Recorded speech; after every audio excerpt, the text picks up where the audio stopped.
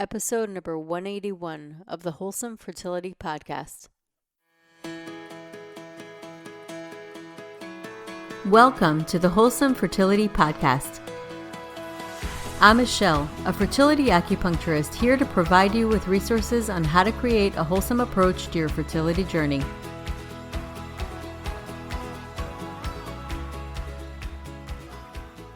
My guest today is Sarah Holland.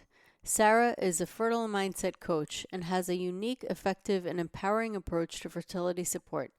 Working in the world of fertility since 2001 and having experienced fertility challenges herself, she pioneered the use of EFT tapping specifically for fertility support. With a fertile mindset approach to coaching, support, and emotional healing, she has helped thousands of people negotiate the emotional roller coaster of fertility conditions. Sarah believes it is possible for anyone's fertility journey to become a much more positive and fulfilling experience, and that by recognizing and supporting the emotional aspects of fertility, the path to parenthood could become more successful in every way, including creating a family. Sarah's coaching clients and Fertile Mindset Sanctuary members frequently tell her that the results they achieve with her support and EFT feel like magic. Sarah has appeared on BBC News and Channel 5 talking about fertility topics and has spoken on stage at the Fertility Show and My Future Family Show in London, the American Fertility Expo in California, as well as at numerous online fertility events and podcasts. She is also a proud member of the AlphaZita holistic fertility team, offering integrated fertility support on retreat at the luxury Sani resort in Greece. Sarah is based in the UK and her support is available worldwide via Zoom consultations and within her membership, the Fertile Mindset Sanctuary. She is also the host of the popular Fertile Mindset podcast. So welcome to the podcast, Sarah. Thank you, Michelle. It's lovely to be here with you. I'm so excited to have you on. I've been wanting to have you on for a while, so I'm really excited to get started because I think what you do is so fascinating. Before we get started, I'd love for you to introduce yourself, give us a bit about your background and how you got started in the work that you do. Yeah, sure. So, as you know, my name's Sarah Holland. You can probably tell by my voice. I'm based in the UK, just near London. And I work in the wonderful world of fertility support, as you do, Michelle. But I'm particularly interested in the mind, the mindset, our thoughts, our feelings, our beliefs, the self-talk we have going on, and how that can impact on the experience we have on our fertility journey, on our well-being, and ultimately the outcome potentially as well. So there's lots of interesting areas that I'm sure we're going to talk about here. But it all started back in, what year would it have been? Around 2003. I was relatively newly qualified as a therapist at the time, working with reflexology, you know, the therapy that works through the feet and sometimes the hands. Reflexology. It's awesome. Amazing. Yeah, it was my first therapy love. And yeah, I trained in 99, qualified 2000. And immediately I was just inundated with fertility clients. And I had to learn a lot about fertility very quickly because it hadn't been covered in my initial training. So I was doing lots of additional learning and training about fertility and getting really involved in the symptoms and the diagnoses and charting and treatments and the medical side and the natural side, and really immersing myself in all of it. And I loved it. And I saw amazing results with reflexology up to a point, especially with rebalancing cycles, similar in ways that acupuncture works, doesn't it? You know, to really quickly rebalance the body physically. However, what I found I was really coming up against was the emotional side. And people were coming to me who were going for their second or subsequent IVF cycle, feeling very stressed, convinced it wasn't going to work again. It was taking over their whole lives. And they'd feel relaxed in the reflexology. You know, I've done an hour of relaxation. They'd drift out on a cloud and looked beautifully relaxed, but they'd come back the next week just as stressed, just as upset and frustrated as ever about their fertility situation. So I started to think that I was much more interested in the emotional side, but I didn't know how to offer support there. So I was, sending people off for support with their doctors and a counselor and hypnotherapists and so on. And then one day, it wasn't just one day, it was a series of events. I kept hearing about a technique called EFT, emotional freedom techniques, which is sometimes also just called tapping or meridian tapping. And being a therapist, I kept hearing about this technique everywhere because it was like the hot new thing, and it was supposed to work where anything else didn't work, and the results were really quick, and all it involved was tapping on points on your face, on your head, on your hands, and on your body, just tapping. And to be honest, I was really, really skeptical because that sounded way too easy and too good to be true, especially if it was supposed to work better than, really in-depth talk therapy or hypnotherapy and other, techniques that I understood more. But finally, I decided to try it for myself. The message was just too loud. I was even getting sent leaflets in the post inviting me to train. It was just everywhere. I was hearing about it. And then I had a meeting to chair for a reflexology group that I used to run at the time. It was a local reflexologist group. We had about 30 different local reflexologists that would get together before we had Zoom or anything to meet virtually. We'd get together every month. And I ran it with a friend. And the agreement that we ran it together was that she would chair all the meetings because I was 100% phobic of public speaking. And there is no way I could ever chair a meeting. And I would do all the admin and the marketing and everything else behind the scenes. And I would sit by her while she was chairing the meeting. I had no problem doing that. I just didn't want to speak. Anyway, she was going on holiday. She was going to be away over the date of our next meeting. And we couldn't cancel it. We had lots of things lined up. So I had to chair the meeting. And I was terrified, really terrified. I couldn't picture how I would do that. And I'd avoided public speaking all my life. So then this EFT popped up again. There was someone who had just trained online and they were looking for case studies, people who had intense phobias, for him to test out this new technique he just trained in and potentially get case studies and testimonials. So I thought, well, there's nothing to lose here at all because I definitely have a phobia. It's really current. And I'll finally find out what the fuss is about EFT and I'll see whether it works or not. And I was really skeptical, but I gave it a go. And within 20 minutes of the first session, my entire lifelong phobia had completely gone. It was insane. It was unbelievable. Wow. I couldn't believe it. It was stunning. And I went to the meeting and I chaired it and I was quite confident. But there was one part where I was training, like sharing some of my reflexology skills. And I was only in my 20s then, like mid-20s, and someone in the audience there was much more experienced than me and had been using reflexology much longer than me. And I was kind of sharing my skills and she was rolling her eyes while I was speaking, like, oh, I know all this already. And then my fear came back partly because I felt like I was kind of back at school, that feeling of we're going to get told off by a teacher and I'm not good enough and what am I talking about? And so that familiar feeling. And I went back to the EFT practitioner. I said, look, it was going great. I was looking forward to it, but then this happened. So then we worked on another aspect, that feeling of what are people thinking about me while I'm speaking. Because that's the thing we all fear, isn't it? Is that we're going to be judged, we're going to be ridiculed, humiliated. So we resolved that with another one session, and that was it. I never had any further tapping, and now I love public speaking. It's like one of my favorite things to do, and I've traveled the world speaking, and I've been on live BBC News in the morning. And it's just something I love doing now. Even speaking to you now, this is something I would have never done before. So it really piqued my interest immediately in the direction of fertility. I thought, what could this do for fertility?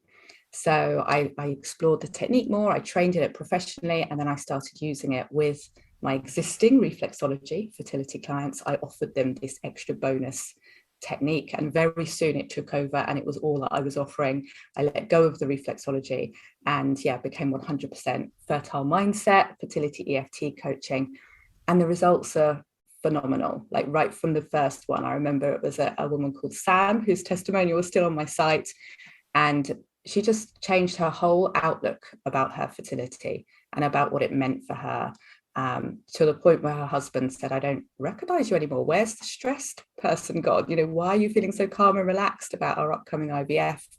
And she did. It was amazing. And she did conceive with that IVF cycle, and she went on to have another baby afterwards. And we'll never know for sure if that was the difference. But one of the things that really upsets me and concerns me is how many people stop fertility treatment or just stop trying anyway because it's all become so stressful. And I know that's one of the most common reasons, isn't it, why people stop going ahead with fertility treatment, even if they can afford it and they're told they've got good odds. It's just become too overwhelming. The thought of seeing another negative test is just too much.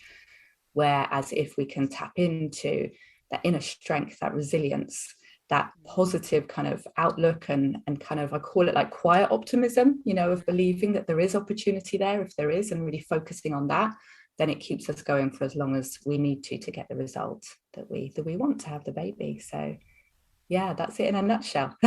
Amazing. It really is fascinating. And I share the fear that you had. I had the same thing of speaking. It's funny how we both have podcasts now. Yeah, couldn't be more different now, could it? So you obviously overcame your fear as well.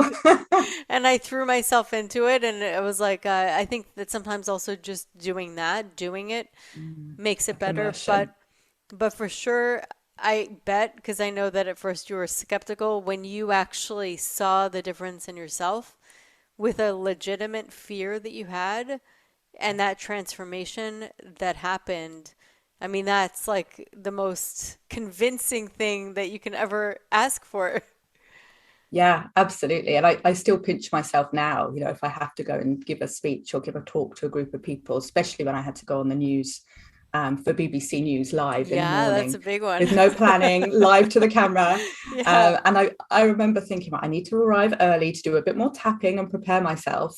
But when I arrived, I didn't need to. I was fine. I enjoyed the whole yeah, process. So it's amazing. interesting, even when you expect to have a fear, if you have fully resolved it, it doesn't come back, because there is no rational reason to have a fear of public speaking. It's just the Yeah, thoughts we have in our minds, isn't it? And the beliefs totally. that we've built up. Absolutely. And so, how exactly does tapping work? Like, what is it about it? How does it work? And what does it do really to a person's emotions?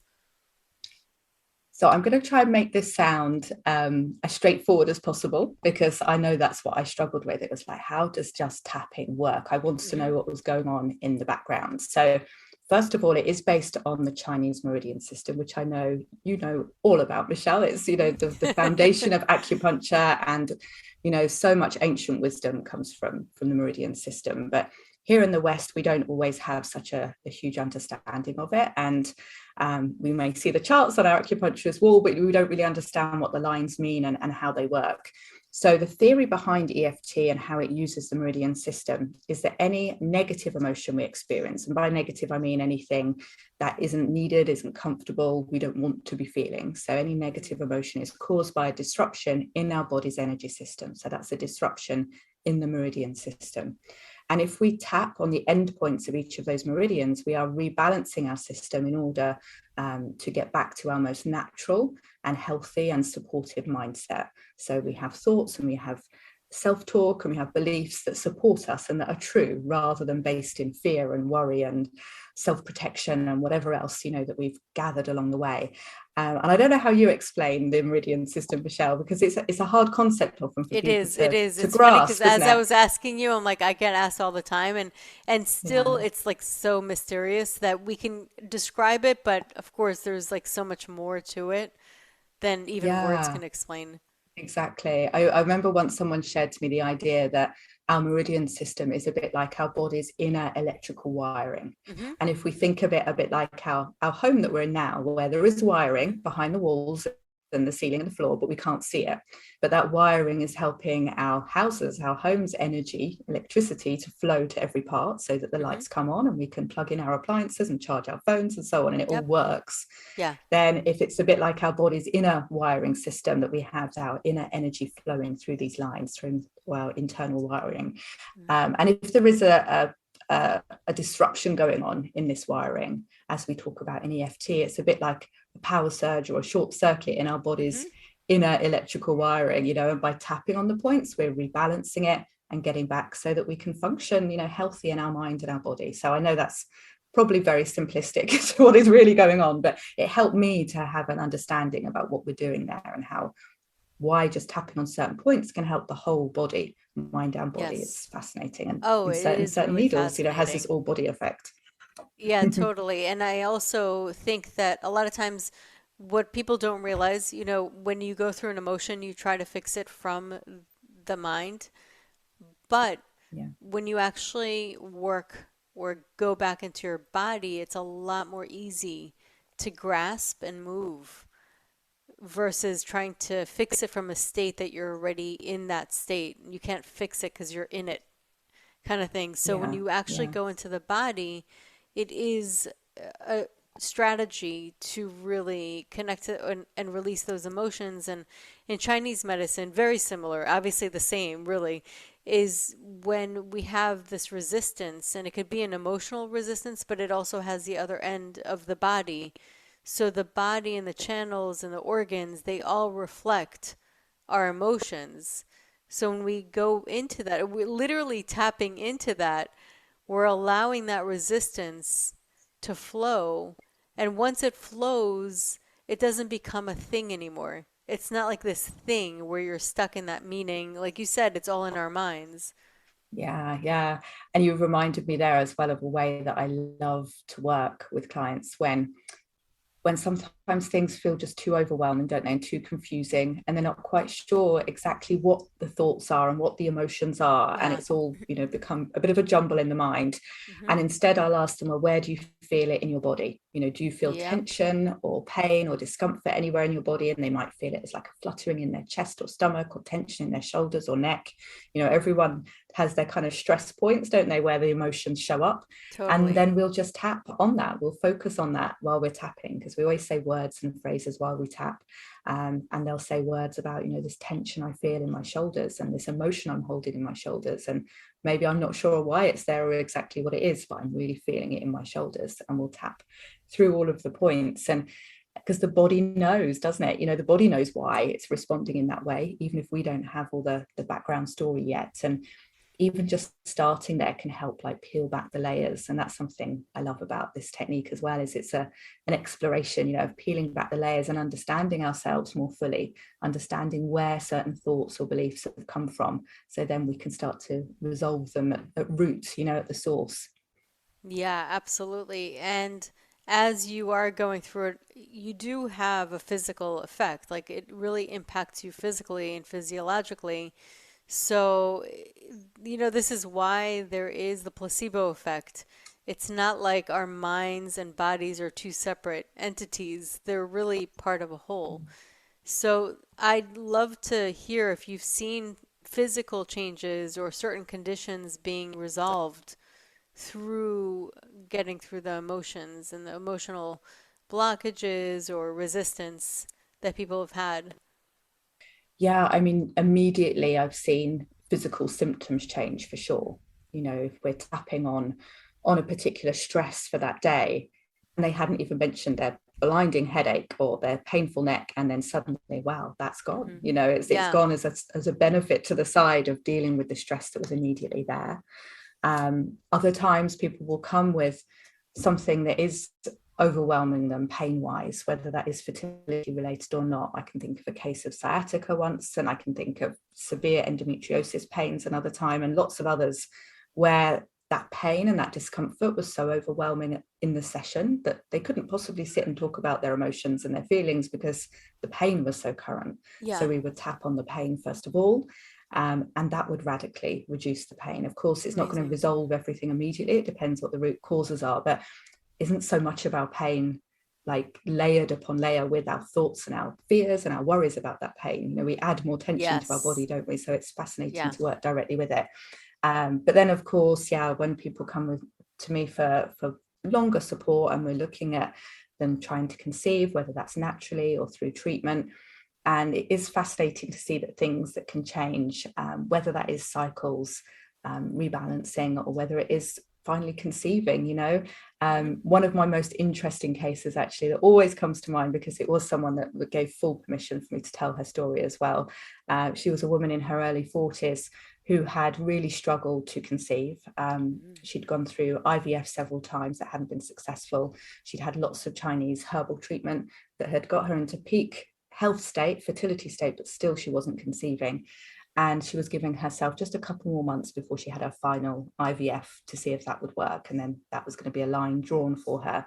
And we worked in her sessions on all kinds of stress and day-to-day, stress about life and the fertility and so on, which she felt very calm, very relaxed. Hmm. And then she was like, right, I'm going to be trying for my baby now. And I feel ready. I feel relaxed. My body's ready.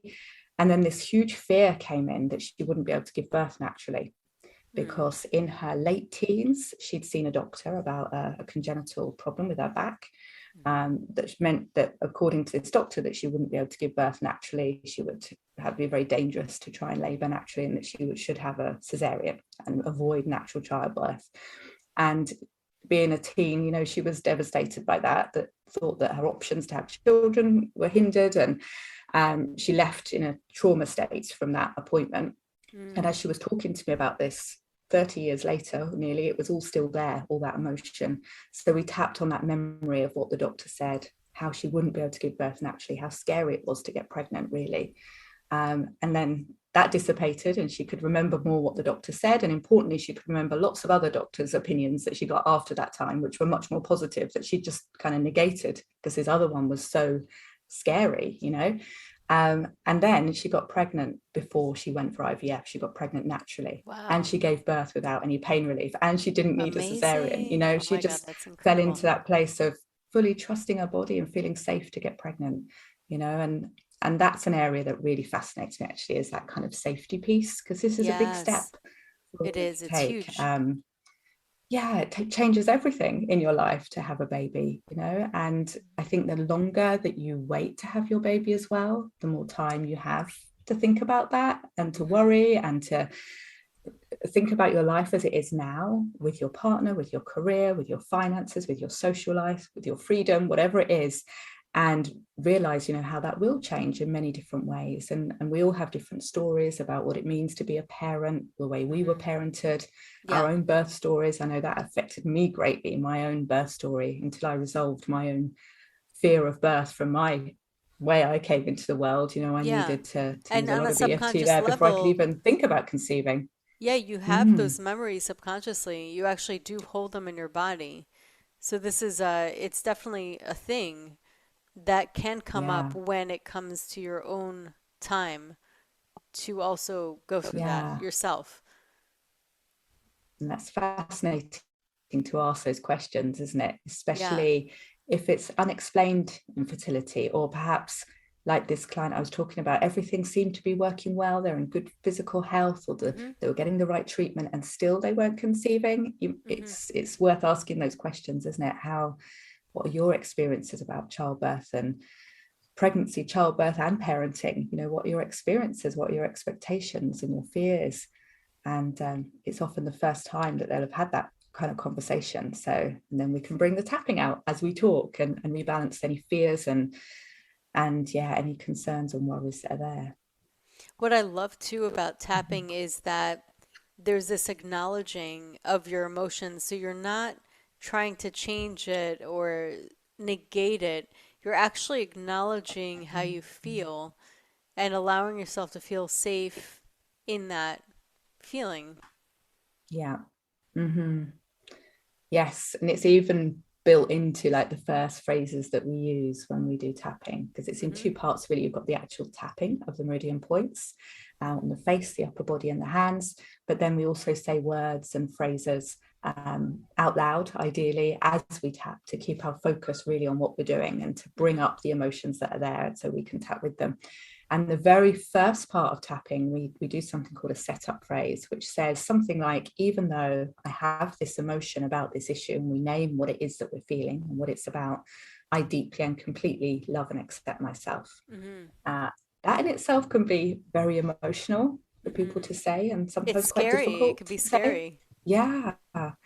And, you know, the good news is that you don't have to believe that 100% to say it. And we don't have to say it in that way, even if it's uncomfortable, or I'm just open to accepting myself anyway, you know. But it takes us that step towards saying, you know, I have this issue right now. I'm having these difficulties, these emotions, and I accept myself anyway. It takes us that step towards being ready to overcome it. You know, acceptance is the first piece, isn't it? Rather than pushing it away and pretending it doesn't exist and putting on a brave face and, you know, all those coping strategies that we all quite, you know, understandably have when we're on a fertility journey and having to show up in the world and be with friends and family and listen to other people's pregnancy announcements and news about their children and be asked questions constantly as well. You know, when is it your turn? Are you thinking of having a baby? Shouldn't you have had a baby by now? You know, it's constant, isn't it? And we do have our strategies that we use to keep ourselves safe, and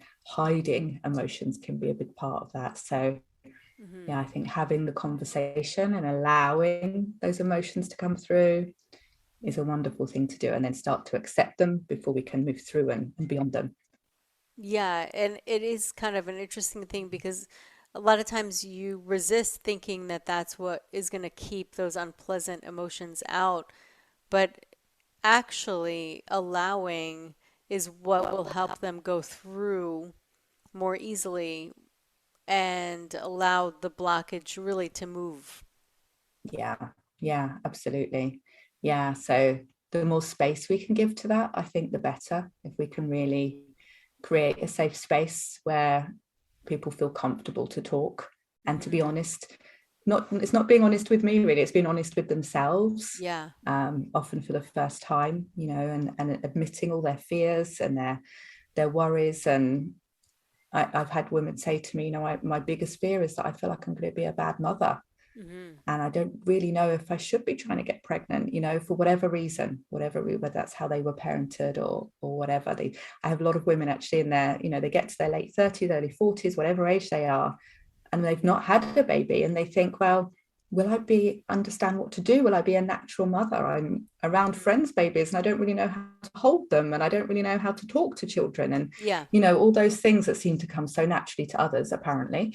And we feel like we're not measuring up in some way. So yeah, there's lots of fears and worries that can be in the background, that it's so powerful to voice them, and it takes some of the power away just to get them out into the air, isn't it, rather than the privacy Yes, of your mind where they can grow and you know exactly. um, become much more irrational feeling. If you let them out into the open, it's obvious why they're there often, as well. You could start making the connections. Well, it's obvious I feel worried about being a parent because perhaps I wasn't parented in the best way, and I don't Hmm. feel like I've got a role model to build on. So then it invites that person to look wider for other role models and to heal their own, wounds from their childhood as well.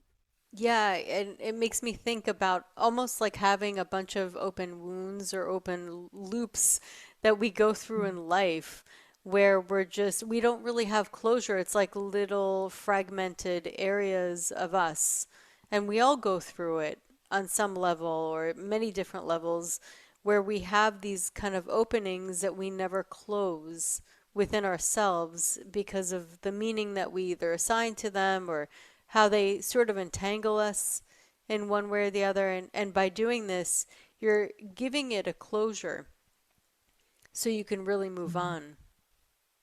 Yeah, and this process, it can be a really healing process for people. um, and I don't know if I want to say it is an opportunity. Some people even call it a gift. They Yeah. would never have wished to have Yes. had fertility issues. Hmm. They wished to have their baby when they planned it, and that's what they thought would happen in their life, and they didn't plan or want any of this. But actually Yeah. now, having been given that extra time, the space, the introduction to all kinds of modalities and things that they wouldn't have looked into for their emotional and physical health, that it has given an opportunity for that healing. And Yes. I've lost count now of the many, many people who've said to me, I believe that I will be a better parent now, having gone through this, than I would Yes. have been if I got pregnant in my 20s, like I thought I would all along. Yeah. I feel like I was a child then now, and now I've learned so much about life, and I've done all this extra therapy, and I've got myself healthier and whatever else. And now I feel truly ready to be a parent. And I remember that moment myself, because I didn't mention that I had my own fertility journey alongside Yes. all of this, Yes. which was quite surprising, because I had no idea that I would have fertility problems. I'd been working for a couple of years with people already with their fertility, and then tried to conceive myself. And it was a quite long journey, first time, about 2.5 years. But I remember just a couple of months before I finally did conceive my first child, just one day having this feeling wash over me of, oh, I'm ready now. Like, Hmm. I'm really ready now. And I thought I was ready at the start because I'd made the decision, and it was a very kind of, logical decision that I'd made, Hmm. that this is the right time to have a baby and these are the reasons why. But I obviously had a lot to work on myself. And yeah, when I finally knew that it was time, I just felt everything relax. I felt Yes. that you talk a lot about flow, and, it just felt like I'm in the journey in the right way now, and this is happening. And I did conceive, very soon after, just having that connection that it feels like the right time. Yeah, so you kind of felt that opening. It's kind of an interesting opening that I feel I also hear people say. It's when everything aligns and it's a little bit more of, I use the word flow, but it's almost like a little bit of a trusting and a leaning into as well, Mm, where it's not like something that you write down and say, okay, this is what's going to happen, and put it on the calendar, where it's all mind, but it's kind of an alignment where all the lock and key, like all the locks kind of come together. mm, And this is what I hear often, and I felt it myself because I had issues reproductively before I was even trying, and thank God I actually resolved them. But it was an intuitive hit where I was like, I got to get this fixed. It was kind of like this feeling. And then when you get everything in its place and you sort of also surrender, it's kind of an unusual, it's hard to explain in words. It really is hard to explain in words, but it's an unusual experience or feeling that I think you know what I'm talking about, because I feel like what you mentioned feels like what I felt and what I mm, see in a lot of my patients. And I definitely feel like something like EFT, I mean, truly allowing yourself that emotional freedom. And at the same time, it does allow you to feel more safe in the journey. And I think that that by itself is such a huge gift, because the suffering really is so, it's the hardest part. You want to get people out of suffering. That's always my first initial intention when treating people, is just get them out of feeling the suffering, mm. and then other things fall into place. So it's not even about the baby, it's about really making the person feel well. Yeah, yeah, absolutely. And I definitely encourage the women I see to do that, is to put themselves at the Yeah. center of this journey. Because I think often we think it's the baby there, the baby that hasn't Yes. been met yet, this vision of what the baby will be like. And Yes. everyone's working hard to bring in that baby. And the woman gets pushed to the sidelines, and often Yes. is very uncomfortable, and suffering physically and emotionally, and in her relationships, and in Hmm. all kinds of ways. Whereas if she prioritizes herself again, and the couple together ideally as well, in the center, Hmm. and look for the support that they need first, Yeah. build themselves up, that's the first priority, and then Yeah. it's time to welcome in the baby. So yeah, and it's wonderful to see the difference that makes, the different decisions that people start making in their lives for themselves, how they do put Yes. themselves And first. And clarity, right? yeah. Clarity. When you feel more aligned in your own body and your own self and your emotions, you have a much better sense of clarity for your journey and decision making. Mm-hmm. Definitely, because yeah, if we're making a decision from a place of fear and panic, Hmm. um, yeah, we can reflect on that later and say, oh, if only I'd Yeah. given myself more time, done more research, checked into what I really needed. And I think that's often the case with fertility treatment. I know it can feel often a bit like a conveyor belt, that you go along for your initial fertility testing with the Hmm. doctor, and if you tick certain boxes, you're eligible for certain treatments, and Yes. there doesn't seem any point of getting off of this conveyor belt, and you're just kind of pushed along. I know that's what it felt like for me. And I went my very first fertility appointment, the doctor was writing a prescription for some fertility drugs and putting my name on the waiting list, because we have the NHS. We're so lucky here in the UK that some people at least can have Yeah. paid That's fertility huge. treatment and IVF. And he was automatically putting my name on the list, which I'm sure 99% of people were very grateful for that. But it wasn't where I wanted to be. I wanted to have more conversation about my fertility. And I think it feels like they're just pushed into these choices, and yeah, without making a That's decision true. that's conscious, that's personal at any stage. And even if IVF, because of course for some people IVF is the right route and the fertility drugs Absolutely. may be the right route, but if you're going into it not feeling prepared as well, not even Hmm. understanding what the process is, understanding the impact it's going to have on you and your life Hmm. while you're going through the treatment, um, I think, yeah, more information and research, and just a checking in that this feels right for me and I'm doing this in the right way. And something I love to do is to support people as they go through their IVF treatment. It's quite amazing when they're supported every step of the way. It's And what's they, missing, the yeah, psychospiritual, like it's what's absolutely. really missing in that clinical setting. And it can become almost sacred and ceremonial, administering the injections and medications, Mhm.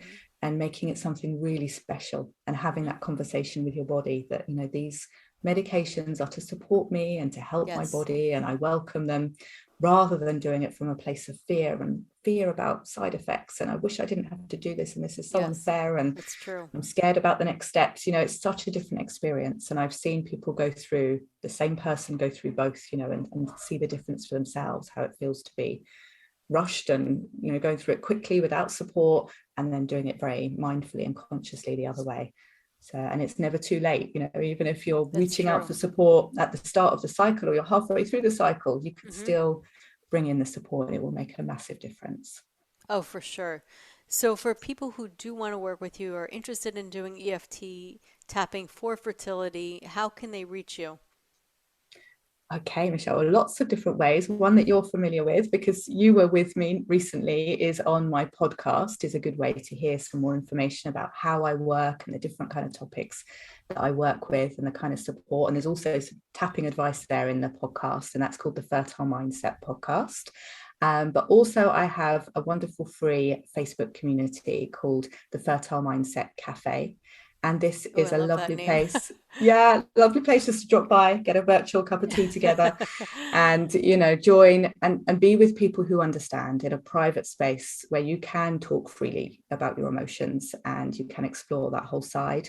There is also a section in the free group with free resources to learn EFT. So to learn how to do EFT and the basics of it, and then how to apply it to fertility as well. And we've got some free online trainings coming up soon, lots and lots of stuff there. So that's on Facebook at the Fertile Mindset Cafe. And then my main site is fertilemindset.com, where you can find out about how I work with people one-to-one, my Fertile Mindset Sanctuary membership, which is my low-cost membership for lots more in-depth support. That's where you come if you want to really start using EFT for your fertility and see what's possible for you. Fantastic. Well, Sarah, I could definitely talk to you for a lot longer than we have available, but I really appreciate you coming on. I knew this was going to be a great conversation because I've always been fascinated by the work that you do. And thank you so much for everything that you have given to the community. Oh, thank you, Michelle. Likewise, with your wonderful podcast and the work you do. It's so needed. And I think by stumbling across a podcast episode that's speaking to you and you don't feel alone, I think is such a wonderful gift. I wish it had been around when I was trying to conceive. It's amazing how much support is out there now. So thank you for all you do as well. So that concludes today's episode. You can find all of the links mentioned on the episode notes. If you're enjoying these episodes, please take a moment to share and leave a review. Reviews mean everything to podcasters, and I really enjoy hearing from my listeners. You can also find me on my website at www.thewholesomelotus.com or email me at info@thewholesomelotus.com. I love hearing from my listeners. If you're interested and want updates as well as a free ebook on my top 10 fertility boosting habits, you can visit my fertility page on www.thewholesomelotus.com. I thank you so much for listening in and hope that you have a beautiful day.